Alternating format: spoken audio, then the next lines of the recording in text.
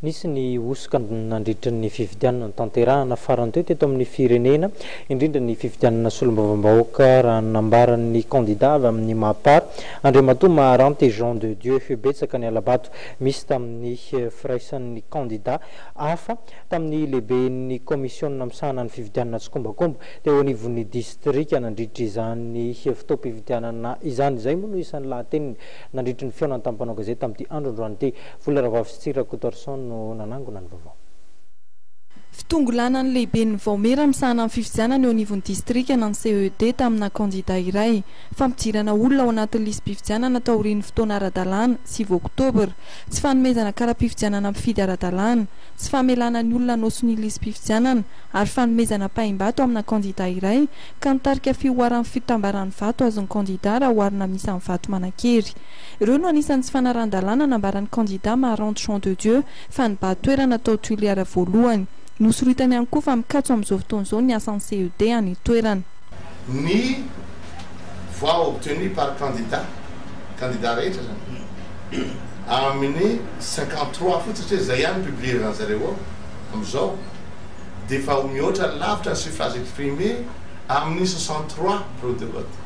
52 ihany fa mihoatra ny 63 amin'ny suffrage exprimé mazava zany fa nisy vaton'olona ny gonflena atao za dia milaza aminareo fantatro na eo iza le nanao an'izy ary iza le candidat ny bénéficie an'izay zavatra fa tsy tia manontona anana loatra moa fa zay ny zava-misy ao dia bloqué zao ny commission électorale de district amin'izao ny 7 ny vatatenana zao efa nanatona ny coach ny régional Andriamatoa Masimana nanambara ny tsy fitezany zavatra rehetra zay ny vokany zany amin'izao hoe mihoatra lavitra izy ateo ny vato azon'ny candidat ny total ny vato tokony iseho anatin'ny 63 nefa mbola 52 fotsiny zany 53 fotsiny tsika zao fa 62 bureau de vote 53 bureau de vote fotsiny efa mihoatra lavitra dia tapidalaka reny 7 ohatry